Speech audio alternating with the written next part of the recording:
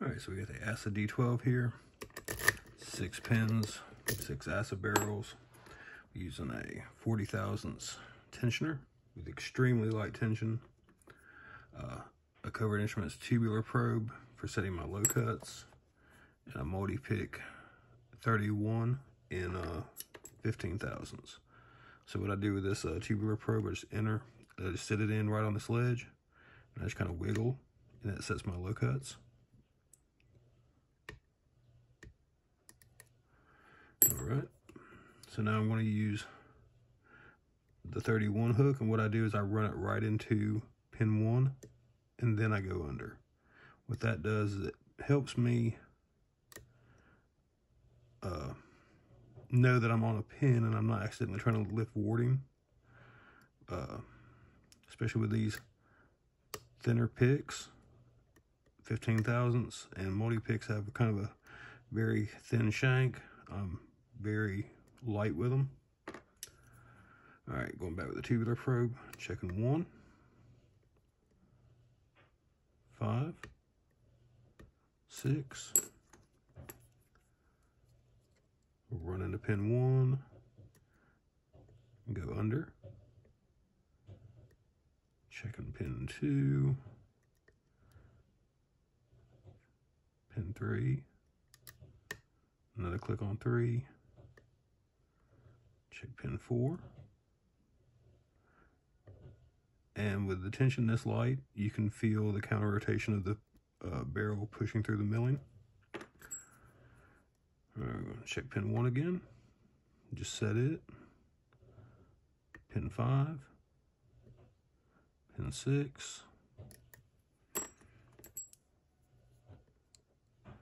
Run into hook 1, pin 1 again.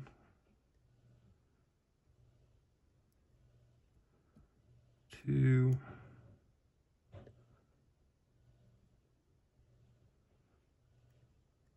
Trying to get 3. Make sure I'm on the pin. Pin 4. That feels good. 3. Pin 2.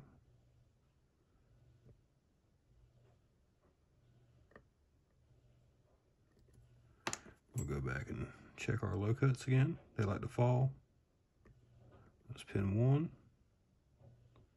pin 5, pin 6, and there we go.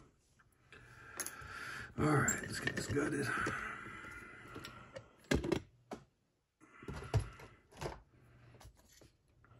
This does have a closing rod, so we'll take full advantage of that.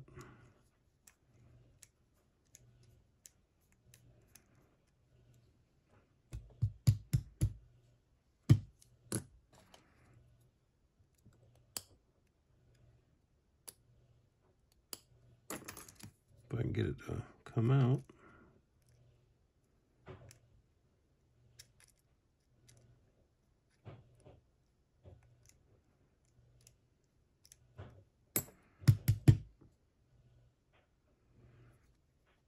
If I can take that probe and push it.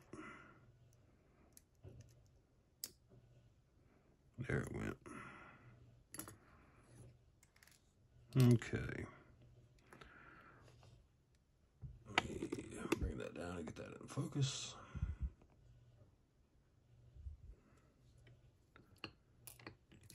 The key pins will not fall out, and I'll show you why in just a minute.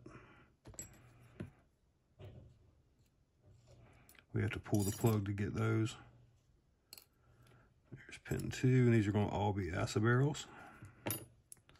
And these are balanced pin stacks.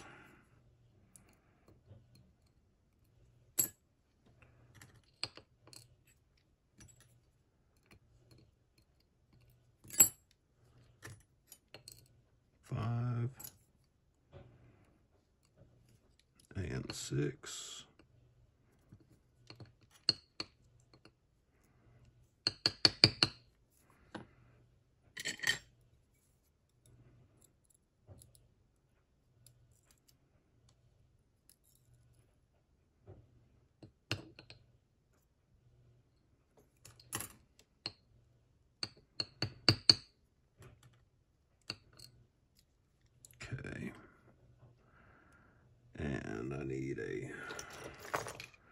forks to get this off.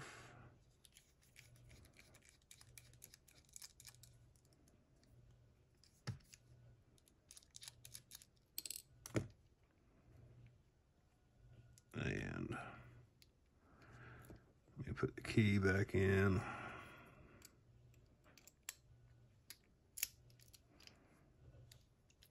Use that to help me get this off. Okay, there we go. This little collar just unscrews.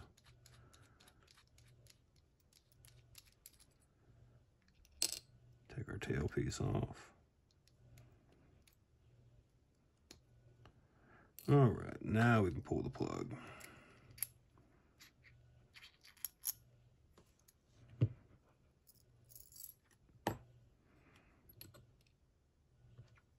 See, they got nothing going on inside the plug, so. All right, let's get these key pins out. Before I do that, just show you guys what that tubular probe was allowing me to do. We see just how low these cuts are, so just sliding that in was enough to set that. And then making our way to 5 and 6. And then for pins 2, 3, and 4, I was going in at an angle, and I was lifting the pins like a flag. Now you can see pin 3. All right, so let's get this, finish getting this gutted. The reason I can't drop the key pins without pulling the plug is because these key pins have fins on them. We can see the little cuts here on each side, and what that is that's to prevent the key pins from rotating, and I'll show you why that's important in just a second. And we can see our barrel milling. Let's see. There we go. We can see our nice milling in there. So, the reason they don't want the key pins rotating is they are chisel tipped, and that is for mastering in this lock. And the way that works is if you set it in one area or set it to one position, it'll be one cut, and setting it to a different one would be a different cut. So for example, with pin 1, if we drop this in this way,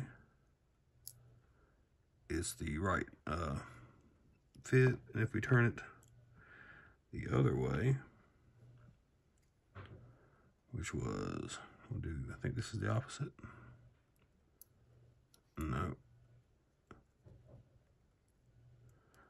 There we go, that should be.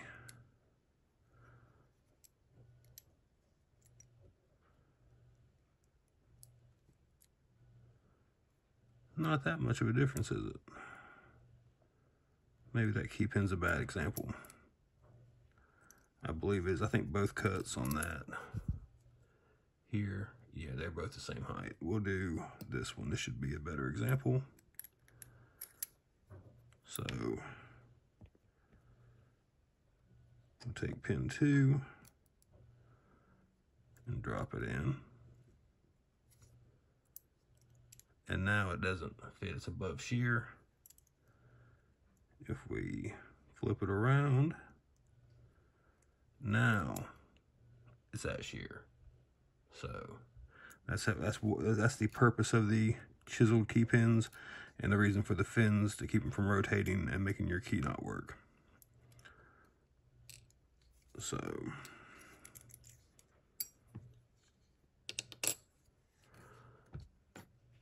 there we go. Sorry about that. And again, we have 6 ASSA barrels with balanced stacks and 6 chisel tip key pins, and that's the ASSA D12. So Thanks for watching.